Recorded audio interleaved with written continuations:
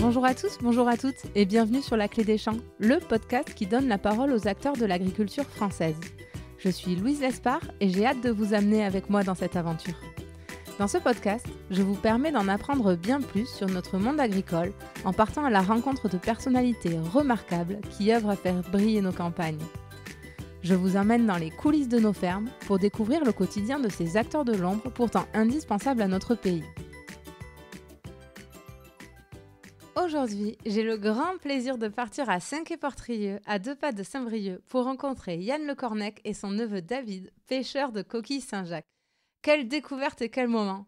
J'ai eu la chance de partir en mer avec eux le temps d'une pêche pour découvrir leur quotidien. Et une chose est sûre, je ne mangerai plus jamais du poisson comme avant. La dureté de leur travail m'a profondément marquée. C'est un boulot physique, parfois dangereux, le tout au milieu des éléments. La mer comme le vent ne sont pas tendres avec les pêcheurs. Et pas tendre avec moi non plus, puisque pour la petite histoire, j'ai eu le mal de mer après 3 heures sur le bateau. Bref, nous sommes partis à 6h30 et revenus à 15h30. J'étais rincée, mais eux repartaient en mer pour 48 heures. Je suis certainement un peu fragile, mais une chose est sûre, eux sont de véritables forces de la nature. Dans cet épisode, j'ai d'abord discuté avec Yann, le capitaine et propriétaire du bateau, qui nous raconte comment se déroule la pêche à la coquille Saint-Jacques. Depuis les années 70, les pêcheurs de cet or marin ont eu l'intelligence de s'autocontrôler pour ne pas épuiser les ressources et assurer un avenir pour leur profession à moyen et long terme. Après avoir parlé de tout ça, Yann et ses 3 matelots ont enchaîné avec la pêche. Je vous mets quelques extraits sonores pour que vous ayez un aperçu d'à quoi ça ressemble. Puis j'ai reçu son neveu David pour qu'il nous explique pourquoi la coquille Saint-Jacques est un produit de luxe et comment ils la vendent. Je vous laisse en compagnie de ces 2 Bretons qui nous ont accueillis sur leur bateau les bras ouverts. J'en profite pour les remercier sincèrement pour leur gentillesse. Pour la petite histoire, on est reparti avec 11 kilos de coquilles Saint-Jacques. Et évidemment, on a tout mangé. Bonne écoute!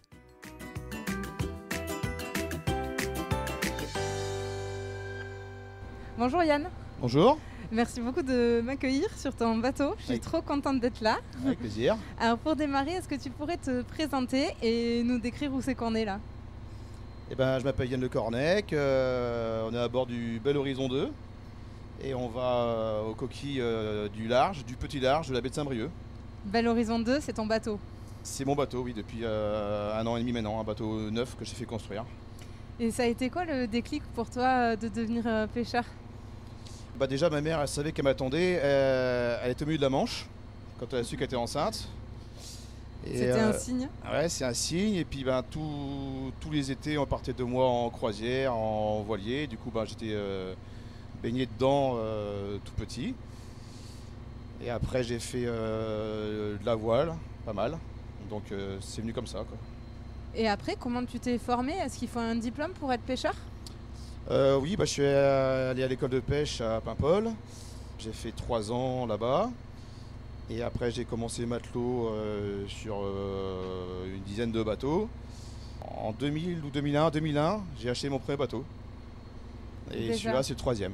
Ah ouais, et le dernier. Et dernier? Ah ouais. T'es encore jeune. Et ça dure longtemps un bateau? Ça dure longtemps un bateau, oui. Suivant l'entretien, il y a des bateaux en bois déjà là qui ont 50 ans, bien entretenus. Puis après, le plastique, ça peut durer pareil. En polyester, ça peut durer pareil si c'est bien entretenu aussi, pareil.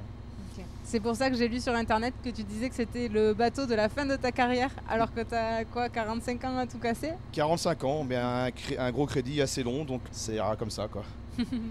Et est-ce que tu peux nous décrire ton activité? Qu'est-ce que tu pêches? À qui tu vends, etc. Donc on fait principalement du poisson, quand même, du chalut. Et la coquille aussi en plus, donc de début octobre à début avril, 6 bons mois de coquille, 2 à 3 jours par semaine, et après les coquilles on repart sur du poisson. Tu alternes les deux, et donc justement là on part à la pêche à la coquille Saint-Jacques. C'est quoi ta journée type quand tu pars à la pêche comme ça? Donc aujourd'hui par exemple on pêche les coquilles au petit large. La pêche est à 8h30 et il nous faut 2 heures pour monter. Et après, on fait des coups de drague de 20 minutes, 20 à 30 minutes, qu'on remonte à chaque coup, qu'on trie. Et on a 4 heures de pêche pour faire le quota qui est de 1 tonne 3. Donc on les fait, la ressource est bonne, donc on les fait à mi-timing. Et après, on rentre, donc 2 heures de route à rentrer, pareil. Et on livre ça au port. Et pour donner un peu de contexte, là, on est donc en route pour aller pêcher la coquille. Donc ça fait quoi, plus d'une heure maintenant qu'on a démarré. C'est ça. J'ai pas encore vomi, j'ai pas encore le mal de mer. Bah ouais, ça va aller. Faut pas trop y penser, mais ça va y aller. On verra si ça dure. Ouais, pour l'instant c'est bon. Mais je suis trop contente d'être là. Alors pour démarrer, j'aimerais bien qu'on parle de la coquille Saint-Jacques. Ça va m'amener à la question de l'auditeur. C'est Lucha qui te demande dans quelles conditions elle se plaît, la coquille Saint-Jacques. Bon, elles sont principalement dans le sable. Et aussi, les plus grosses coquilles sont près des roches, quoi. Elles sont moins pêchées près des roches, du coup elles grossissent plus. Autrement, elles se plaisent dans le sable, dans le merle. Au large plutôt Plus on va au large, moins il y en a. Après, trop près des côtes, vraiment trop près, il n'y en a pas. Il faut quand même une certaine profondeur. Et est-ce que la coquille Saint-Jacques, elle a une saisonnalité? Elle se reproduit à quel moment? À quel moment on en trouve le plus? Elle se reproduit quand les températures de l'eau sont plus chaudes. Donc elle se reproduit plus en fin de saison de coquille. C'est pour ça que la saison s'arrête là pour nous en tout cas. Ok, c'est quel mois ça? Mars-avril. Donc là, sur la fin de la saison, elle commence à se reproduire. Et après, on arrête. Comme ça, on la laisse se reproduire tout le reste de l'année, quoi. Parce que vous, les Français, du coup, vous arrêtez de pêcher de quand à quand? Début octobre, 15 mai. Et alors, comment ça se déroule une sortie en mer? Comment déjà tu choisis la zone où tu vas aller pêcher? Depuis des années, on connaît le terrain. Il y a des terrains plus ou moins propres, plus ou moins sableux, avec plus ou moins de tri de taille de coquille. En général, plus on va au large, plus elles sont grosses en général. Il y a des zones où on fait des plus petits coups de drague parce qu'il y en a plus, il y a des cailloux avec. Il y a d'autres zones où on fait des coups de drague plus longs parce qu'il y a moins de saleté avec, quoi. Qu'est-ce que tu appelles des dragues? Tu peux nous décrire à quoi ça ressemble? Les dragues, c'est on va dire les râteaux qu'on traîne là, pour pêcher les coquilles au fond, qu'on traîne, où il y a des dents. On les traîne à une certaine vitesse, les coquilles rentrent dedans, après on remonte pour les trier, ainsi de suite, quoi. On peut décrire ça un peu comme des gros filets métalliques, non? Des gros râteaux avec des poches derrière, quoi, qu'on traîne avec des câbles. Et ça rentre un peu dans le sable et puis on racle les coquilles avec. Et comment vous les mettez à l'eau, ces filets? Parce que j'imagine qu'à la force des bras... Il y en a qui les jettent à l'eau à la force des bras, en faisant bras de levier. Moi, personnellement, dans mon système, j'utilise hydraulique. Et ensuite, vous les remontez. À ce moment-là, vous lâchez toutes les coquilles Saint-Jacques sur le pont du bateau, c'est ça? Comment ça se passe? Alors, on les remonte, donc on lève le fond de la drague, donc le fond du sac qui se lève vers le haut, et les coquilles, elles ressortent par la gueule de la drague. D'accord. Et là, vous les triez? Et là, on les trie. Donc on a une pige, comme on dit, une espèce de règle là, pour la taille. Donc quand la coquille elle passe dans la réglette, dans la pige, c'est qu'elle n'est pas bonne.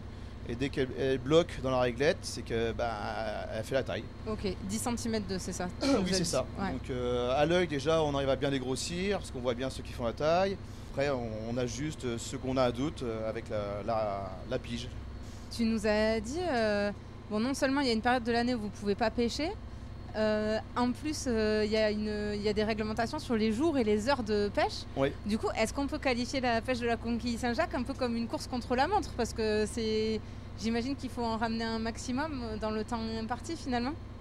En ramener un maximum, à l'époque oui, parce qu'il n'y avait pas de quota, donc on pouvait ramener ce qu'on voulait. Après ils ont mis des quotas. La course contre la montre, oui et non, parce que la ressource est là. On sait déjà qu'en sortant, on va à quasi sûr, surtout pour les gros bateaux, faire le quota. Après, des petits bateaux ont peut-être un peu plus de mal. Mais non, en ce moment, depuis 3 ans, on va dire, pour tout le monde, c'est bien. Combien de kilos vous pêchez en moyenne? Là, au large, au petit large, on a 1,3 tonne de quota. En baie l'année dernière, on avait 1,2 tonne et à 2 jours par semaine. Donc novembre l'année dernière, on était à 2 jours, et là, novembre cette année, on commence à 3 jours. Donc du coup, on l'a vu, il y a beaucoup de réglementations. Donc il y a une réglementation, vous ne pouvez pas pêcher certains mois de l'année. Quand vous pouvez pêcher, c'est certains jours à certaines horaires. J'ai vu qu'il y avait aussi des tailles de bateaux à pas dépasser. Je ne sais pas si les quotas à respecter, on l'a dit. Oui. Pourquoi il y a toute cette réglementation qui a été mise en place et par qui ça a été mis en place ? Par les pêcheurs en eux-mêmes et les comités de pêche. C'est pour pas que ça devienne du n'importe quoi, hein, pour protéger les ressources, hein, c'est sûr. Donc des tailles de bateaux, c'est jusqu'à 13 mètres. Et l'objectif, c'est donc tu l'as dit, de pérenniser les ressources et aussi finalement de pérenniser votre métier, de vous assurer qu'il existera toujours et que vous n'allez pas épuiser toutes les coquilles Saint-Jacques en 10 ans et après merci, au revoir. C'est ça. Et puis aussi un nombre de licences limité pour qu'il n'y ait pas trop de bateaux non plus, quoi. Ouais, j'ai vu qu'il y en avait 220 dans la Ouais. BCSA qui ont la licence. En 220 plus. à plusieurs ports, quoi, tous les ports du coin, quoi. Tu nous en as parlé à plusieurs reprises, tu dis qu'il y a des ressources. Est-ce que tu penses que c'est le fruit de la réglementation qui a été mise en place ? Il y a de ça, bien sûr, hein. La surveillance, la taille des anneaux, des dragues. Du coup, on est passé à une taille supérieure. Ça filtre mieux les petites coquilles. Il doit y avoir aussi le changement climatique qui doit y faire, hein. Avec le réchauffement de l'eau ? Ouais, réchauffement de l'eau, elles doivent pondre plus, d'où la ressource aussi, quoi. Et alors, quand il y a des règles, généralement, il y a des contrôles. Qui contrôle et qui finance ces contrôles ? Il y a la douane qui peut contrôler, bon, pas souvent, mais ça peut arriver, avec un avion caméra ou au port. Il y a les affaires maritimes aussi, l'ULAM, qui contrôle à terre, en mer avec des Zodiacs aussi. Et il y a la gendarmerie maritime, brigade nautique, ils peuvent contrôler en hélicoptère. À terre aussi, bien sûr, et puis ils ont des vedettes. Donc des fois, il peut y avoir sur la même journée un avion, un hélicoptère, un Zodiac, une vedette, 2 vedettes. Des fois, ça peut être... ouais. Ça rigole pas du tout ? Non. Ça t'est arrivé d'être contrôlé ? Oui, ouais, plusieurs fois. Tout le monde se fait contrôler de temps en temps. Ils fouillent le bateau pour... Ouais, si fouillent le bateau avant la pêche ou après la pêche. Et ces contrôles, ils ont un coût ? Qui les finance ?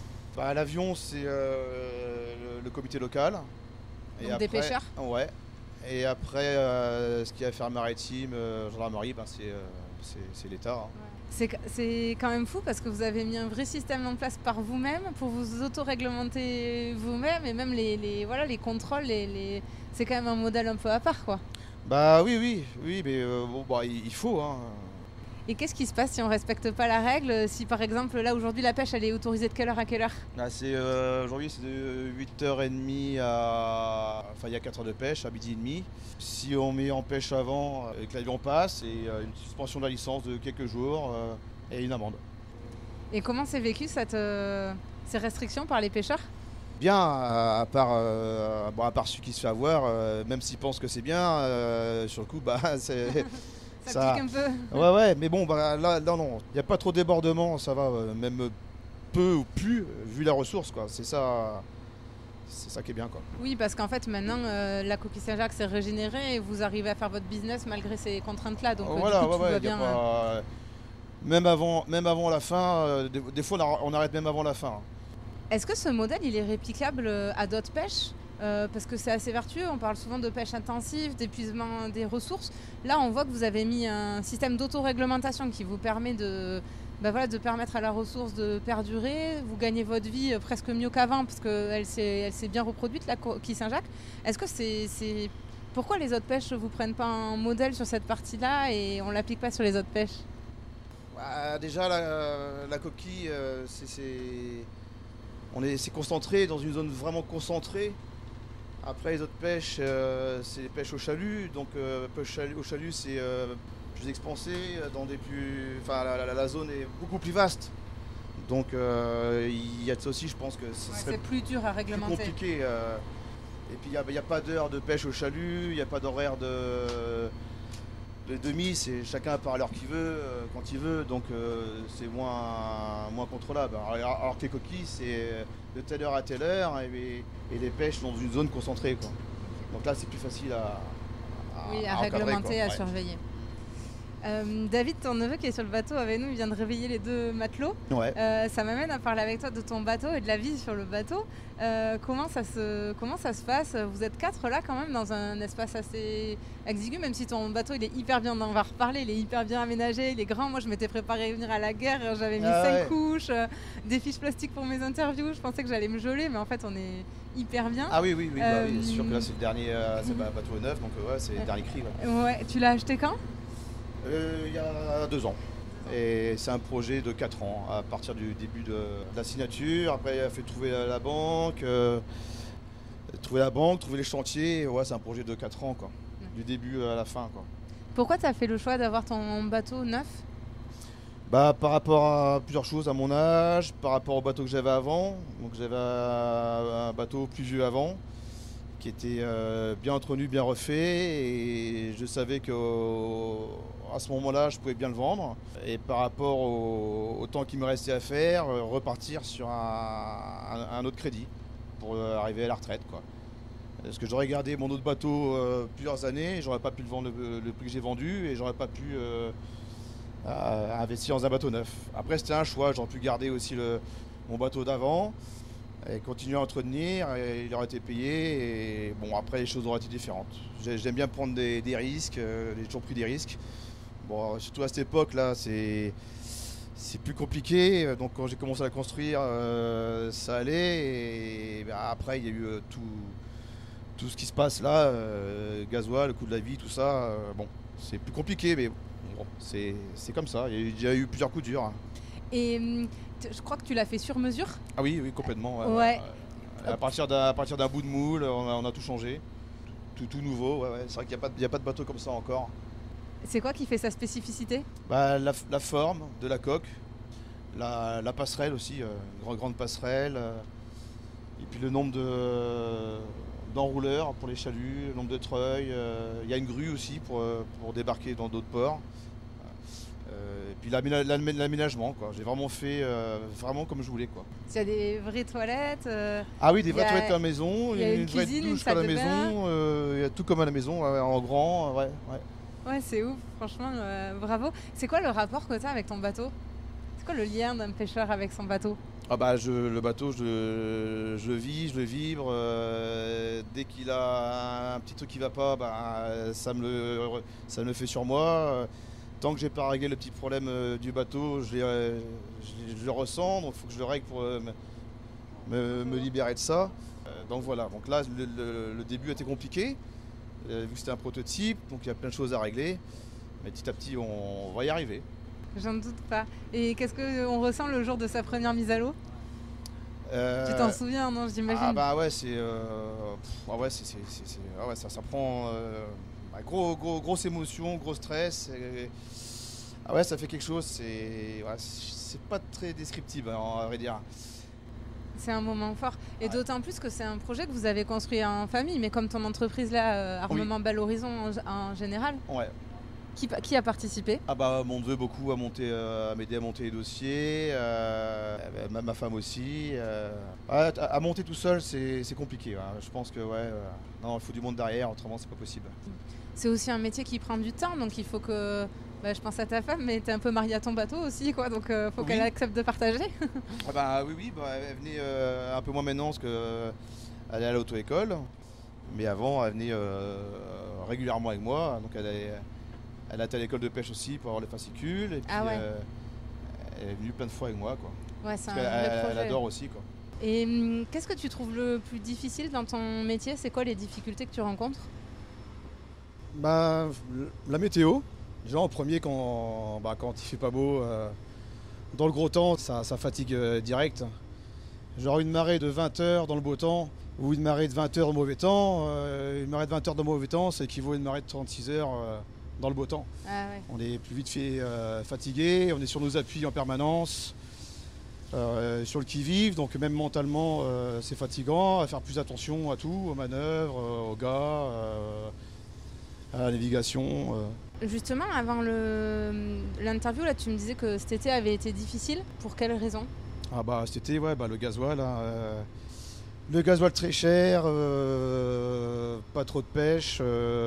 Du coup, c'était des sorties pas toujours rentables, quoi. On se posait la question comment faire, stopper ou pas, mais bon, il faut toujours faire un roulement quand même, un roulement financier. Donc on a été quand même, et c'est vrai que c'était très compliqué cet été, et pour tout le monde et dans tous les ports d'ailleurs. Tu m'évoquais les éoliennes comme possible raison qu'il y ait moins de ressources. Tu peux nous raconter le chantier qui est en cours dans la baie de Saint-Brieuc? Bah oui, alors le chantier qui est en cours d'installation, c'est sûr que à percer le fond marin, les roches et tout, le poisson ne doit pas aimer. En plus, ils ont fait des pollutions en plus hydrauliques plusieurs fois, qu'on a su et d'autres qu'on n'a pas su. Et c'est sûr, c'est pas bon. Hein.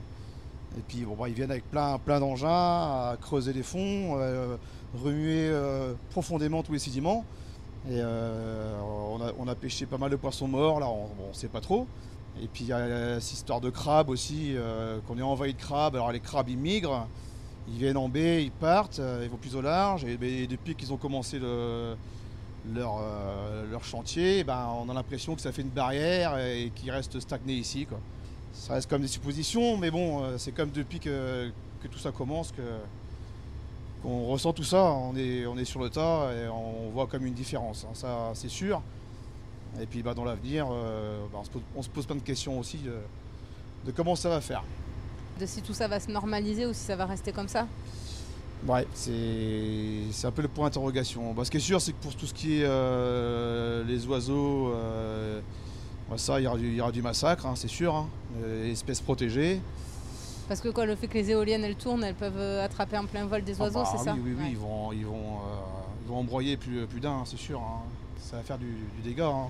Parce que qu'on comprenne bien l'ampleur du chantier, c'est plus de 60 éoliennes, je crois, qui sont construites là au large de Saint-Brieuc. C'est ça, une soixantaine là, qu'on peut voir de toute la baie, hein, de Bréa au Cap Fréhel, même par beau temps de beaucoup plus loin d'ailleurs.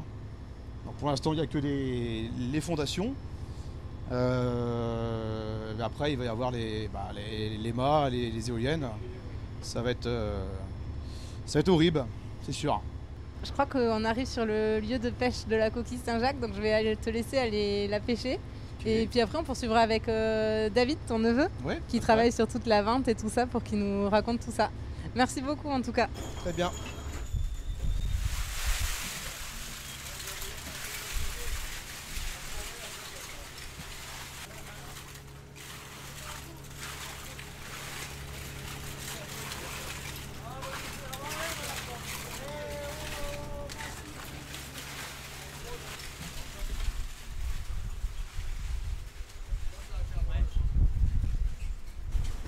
Bonjour David. Bonjour. Merci beaucoup de venir au micro. Tu es le neveu de Yann. C'est ça. Et tu viens de donner tu dis un coup de main, mais c'est plus qu'un coup de main. Tu es régulièrement sur le bateau? Ouais, mais ça reste un coup de main. C'est pas du 100%, on va dire. Donc ça reste un coup de main. Bon, la pêche vient de se dérouler. Comment elle s'est passée? Est-ce que tu en es content? Ouais, c'était très bien. On a fait ce qu'on avait à faire, le quota qu'il fallait faire. Et tout est nickel, tout est parfait. Vous avez ramassé combien? 1,3 tonne.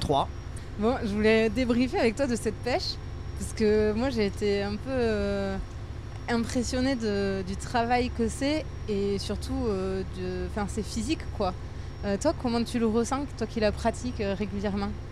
C'est physique, oui, parce que les conditions, on est en mer, c'est les conditions s'y prêtent. Après, c'est des gestes répétés, mais c'est des gestes qu'on a l'habitude de faire. Alors est-ce que c'est vraiment physique? C'est une habitude de travail comme une autre. Quelqu'un serait à la chaîne, c'est pareil, c'est ses habitudes de travail, j'ai envie de dire. C'est les conditions qui font que c'est plus physique, oui, qu'un autre travail. Oui, parce que je vais m'auto-dénoncer tout de suite. J'ai eu le mal de mer, j'ai vomi 2 fois. Vous aviez à peine remonté la première drague que moi j'étais déjà par-dessus bord. Enfin, déjà, il faut supporter ça. On était sur un jour où ça bougeait pas mal, un tout petit peu. Oh, du pas mal quand même. Ça allait, on a connu pire, on a connu mieux. Mais c'est vrai qu'il y a ça, l'équilibre qu'il faut tout le temps pour rester en place. Il faut compenser en permanence les mouvements du bateau pour essayer de rester au maximum droit. Après, c'est pour ça qu'on travaille à genoux aussi, la plupart du temps. on est à genoux pour trier parce que on a plus de stabilité à genoux. Mais ce qui rajoute une dimension un peu physique d'être tout le temps à genoux, mine de rien. Tu trouves pas ça dur, toi? T'as pas mal aux genoux? C'est l'habitude, hein, c'est Ouais. une question d'habitude, on s'y habitue, le corps s'y fait, on a le ciré qui protège, on a ce qu'il faut en équipement. Ça, et après, vous portez beaucoup de caisses et de sacs. Les sacs, entre 25 et 30 kilos, ouais. Et tu me disais que les gens à 55 ans, quand ils partaient à la retraite, ils avaient plus de dos quand même. Ils sont cassés parce qu'on les porte pas comme on devrait les porter en fait, et c'est ça la problématique du métier, c'est que comme on fait vite, qu'il faut aller vite, qu'on vit dans un monde qui va de plus en plus vite en fait, on fait pas attention à nos positions, alors on essaye au maximum de le faire, mais dans la précipitation, dans la vitesse, on se prend pas les bonnes postures alors qu'il faudrait qu'on les prenne. La pêche, aussi, on est parti à 6h30. Là, il est 13h30, on est sur le retour. Donc ça fait déjà plus de 7 heures que vous bossez non-stop quand même, quoi. Ouais, c'est 7 heures non-stop. Et là, après, au retour, qu'est-ce qui va se passer au port? On arrive au port, on va débarquer les coquilles Saint-Jacques qui vont partir donc une partie qu'on vend en direct et une partie qui part à la criée. La criée, c'est l'endroit, en fait, c'est ce qui va servir aux acheteurs, donc aux marailleurs, aux poissonniers qui vont venir acheter en gros directement toute la pêche de tous les navires. Les marailleurs, c'est des formes de grossistes, des coopératives? Non, c'est des grossistes, en fait, c'est des acheteurs en gros de poissons, enfin de produits de la mer, de tout ce qui est produits de la mer. Et ça va être la minute économie du podcast. Comment est fixé le prix de la coquille Saint-Jacques? Quand tu arrives là, comment ça se passe concrètement pour que tu les vendes? Donc nous on les pose, après on n'a pas le prix, on le connaît pas, on le connaîtra qu'une fois que ça sera vendu. C'est une vente aux enchères. Les lots sont présentés devant les marailleurs et c'est des enchères descendantes, donc c'est celui qui remporte l'enchère qui repart avec le lot. On ne sait pas combien on sera racheté avant d'avoir pêché et livré nos coquilles. Enchère descendante, ça veut dire que ça part d'un prix haut et que petit à petit ça descend et ça remonte après si jamais on a atteint le prix plancher ou en dessous. Ouais. Ok, et les acheteurs se positionnent oui ou non, mais avec le risque que le lot leur passe sous le nez s'ils ne se positionnent pas. C'est ça. En gros. Ok. La coquille Saint-Jacques, c'est un produit qui est un peu considéré de luxe. Pourquoi? Qu'est-ce qui fait que c'est un produit qui est cher? C'est la rareté qui fait que c'est un produit qui est cher, on n'en trouve pas tout le temps. Il y a une saisonnalité puisqu'on va respecter la saisonnalité de la coquille Saint-Jacques. En baie de Saint-Brieuc, on va la pêcher hors période de reproduction, c'est pour ça qu'on l'appelle la blanche parce qu'elle n'a pas de corail. La rareté et la difficulté en fait d'aller la pêcher, la dureté du travail, c'est les conditions en mer, c'est ce qu'on disait tout à l'heure en fait, c'est la dureté et la saisonnalité qui font que c'est un produit de luxe. Et tu me parlais de la dangerosité aussi du métier? Ouais. Parce que ça peut être quoi les risques quand il y a des accidents, c'est quoi? Les risques, c'est l'homme à la mer qui va partir avec la drague, ça va être une croche, la drague qui croche, qui entraîne le bateau vers le fond. Un câble qui casse, une drague qui casse, et des centaines et des centaines de kilos qu'on peut prendre sur le bras, sur les têtes, enfin n'importe où. Toujours l'œil partout et être attentif à tout ce qui se passe autour de nous pour éviter au maximum les accidents. Et est-ce que le fait que, donc tu l'as dit, la réglementation fait de la rareté, finalement c'est un moyen un peu de maîtriser le prix de vente, c'est que vous valorisiez, parce que s'il n'y avait pas cette réglementation, il y aurait peut-être beaucoup plus de coquilles Saint-Jacques en vente avec des prix qui seraient dégressifs? Je pense que si on n'avait pas fait en sorte de réguler la pêche, il n'y aurait plus de coquilles Saint-Jacques à l'heure actuelle sur Saint-Brieuc en fait. Qu'il a fallu réguler, que les pêcheurs se régulent eux-mêmes et se fixent des limites eux-mêmes pour justement préserver la ressource, et ce qui nous permet là d'avoir une ressource abondante et qui va durer dans le temps. Vous, la coquille Saint-Jacques, ça représente le gros de votre chiffre d'affaires, parce que je crois que vous pêchez les autres poissons de manière plus classique après, c'est la grosse activité? C'est une bonne partie du chiffre d'affaires. Ouais. Du coup, il y a une saisonnalité du revenu, j'imagine, et il ne faut pas se louper cette saison-là? Il ne faut pas la louper. La coquille Saint-Jacques, c'est la période la plus importante pour tout pêcheur de baie de Saint-Brieuc. Et au niveau des salariés, là vous étiez 4 sur le bateau, comment vous les trouvez? Est-ce que c'est facile à trouver? Comment ça se passe? La main d'œuvre est très compliquée à trouver, due aux conditions de travail. C'est des conditions qui sont extrêmement compliquées, extrêmement difficiles. Marin-pêcheur est le métier le plus dangereux au monde et le plus mortel au monde. Ah, je savais pas. Ouais, si. Donc c'est les conditions qui sont ça. Alors oui, certes, on va parler de salaires qui sont attractifs, mais le salaire fait pas tout, donc il faut des diplômes, il faut être passionné par ce métier-là. On ne va pas sur un navire de pêche si on n'a pas la passion de la pêche, parce que c'est des horaires, qu'on ne calcule pas ses horaires, pas compter ses heures. Il faut vraiment avoir de la passion. Parce que là, donc on est parti à 6h30. Là, on va rentrer, il va être 14h. Et le bateau repart en suivant avec le chalut, ça s'appelle. Donc là, pour attraper les poissons plus classiques. Pour 36 heures, il part là après. Jusqu'à vendredi. On est mercredi jusqu'à vendredi. C'est des vies de fous quand même. C'est vraiment des vies de marins. C'est ça. C'est ce qu'on a vu, c'est la vie de marin. Et sur la vie sociale, c'est quoi l'impact de ces vies-là ? C'est une vie qui est totalement différente de quelqu'un qui est à terre. Quand on a de la famille, on la voit pas tous les jours. On va la voir sur certains navires. Alors nous, on a la chance, entre guillemets, d'être en pêche côtière. C'est-à-dire qu'on va partir 36 heures, 48 heures au maximum. On va revenir au port livrer notre poisson. Pour avoir du poisson qui soit beaucoup plus frais que les poissons du large, où c'est des bateaux qui partent à 15 jours, 3 semaines, voire plus pour le grand large. Donc c'est compliqué parce que c'est pas simple d'avoir une vie à terre, une vie en mer. Des fois, on est coupé de tout réseau quand on est au large. Et toi, je crois que tu as une activité à côté d'auto-école. D'auto-école, ouais. À Saint-Brieuc, ou vers Saint-Brieuc. Là, le fait de venir donner un coup de main à la pêche, etc., ça te donne envie d'embrasser à 100% ce métier ? La pêche ? Ouais, non, la pêche. Jamais à 100%. C'est pas... Je le fais parce que j'aime ça et ça me dérange pas de le faire, mais à petite dose, j'en ferai pas mon métier principal. Pour ce qui est du renouvellement des générations, est-ce que la pêche attire la jeunesse ?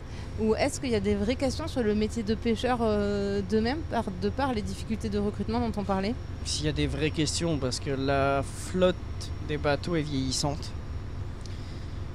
La jeunesse, c'est compliqué à attirer sur les métiers de la pêche. Généralement, ça va être des fils de pêcheurs, enfin des enfants de pêcheurs, fils-filles de pêcheurs, qui vont se reconvertir dans la pêche. S'il y a un risque, il y a un doute, il y a sur combien d'années, on ne sait pas, 10 ans, 15 ans, 20 ans, 50 ans. Peut-être qu'il y aura un regain, aujourd'hui on ne peut pas le dire. On sait que c'est très compliqué de trouver des matelots à la pêche. Et sur l'avenir, ça, seul l'avenir nous le dira. C'est aujourd'hui à se prononcer. Oui, on voit qu'il y a une difficulté de recruter du monde et surtout de la jeunesse. On verra par la suite ce que ça donnera, quoi. Et qu'est-ce qui pourrait être mis en place pour mieux attirer le métier ? Est-ce que le fait de moderniser les bateaux, qu'ils soient plus confortables, des choses comme ça pourrait fonctionner ? C'est ça, apporter quelque chose. Une modernité de bateau, c'est un confort de vie, c'est voilà. Nous à bord, on a une vraie cuisine, on a une vraie salle de bain, on a des vraies toilettes. Certains bateaux, il n'y a pas du tout ça. Ça attire effectivement, mais est-ce que c'est que ça qui va attirer ? Non, puisque la dureté du métier, elle sera toujours là. Oui, c'est pas parce qu'il y a des vraies toilettes que... C'est pas parce qu'on a un confort à bord, qu'on a des vrais lits, qu'on a du chauffage, qu'on a tout ce qu'il faut, un vrai frigo, un vrai congélateur, un vrai micro-ondes, que ça va régler tout ça. Ouais. Le métier, il est dur et il restera dur à vie, quoi. Je confirme, je mangerai pas du poisson de la même manière maintenant parce que honnêtement, je m'étais pas rendu compte de tout le travail qu'il y avait derrière et j'espère que l'épisode le fera bien ressortir. Et je voulais aussi passer à la dégustation de la coquille Saint-Jacques. Comment tu nous conseilles de la choisir dans les rayons et de la consommer ? Comment on l'a choisie ? Moi je préfère celle de la baie de Saint-Brieuc parce qu'elle a son petit goût de noisette, donc la Pecten Maximus de la baie de Saint-Brieuc forcément. Une bonne coquille Saint-Jacques, c'est une belle coquille Saint-Jacques. Il faut que la chair soit bien blanche, bien ferme, qu'à la cuisson elle ne rentre pas d'eau énormément, faut que ça soit ferme au maximum. Et pour bien la déguster, il faut la cuisiner comment ? Toi tu l'as fait comment ? Moi je la fais juste un aller-retour dans la poêle avec du beurre demi-sel et voilà, terminé. Et on se régale. Déjà, tu nous en as fait goûter, on a eu de la chance directement sorti de l'eau. Cru aussi, cru en entier sur une coquille qui est ultra fraîche. Voilà. Ouais, c'était vraiment une régalade. Écoute, je vais passer à mes questions de fin.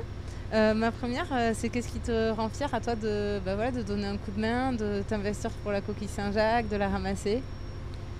C'est le plaisir que vont avoir les gens à déguster une vraie coquille Saint-Jacques, une bonne coquille Saint-Jacques. C'est se donner la peine d'aller chercher un vrai produit, un bon produit. On sait ce qu'on apporte au consommateur. Voilà, ça sort de l'eau, il n'y a aucune transformation, c'est direct, c'est propre. On sait ce qu'on pêche, on sait ce qu'on vend et c'est la fierté elle est là en fait. C'est d'évoluer sur un navire qui est un beau navire, de pouvoir effectuer le métier dans des bonnes conditions et apporter un vrai produit, un beau produit, quoi.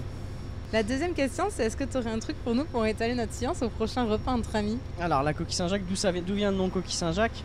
À l'époque, quand les pèlerins faisaient le chemin de Saint-Jacques de Compostelle, utilisaient une coquille pour mendier et pour manger. D'où le nom qu'on a donné à la coquille Saint-Jacques. D'où le nom coquille Saint-Jacques. Eh ben parfait, on dormira moins bête ce soir.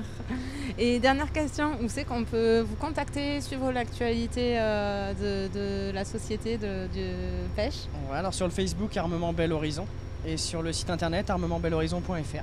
On voit que c'est toi qui t'occupes de la communication parce que tu n'as pas d'hésitation.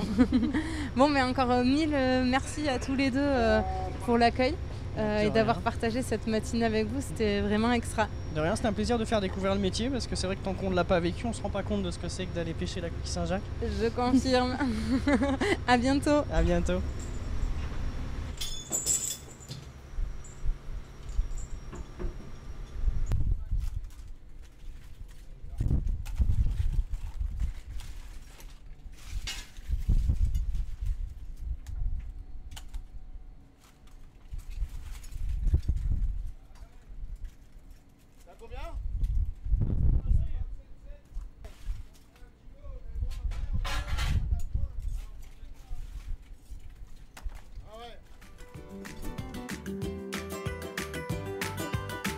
J'espère que cet épisode vous aura plu.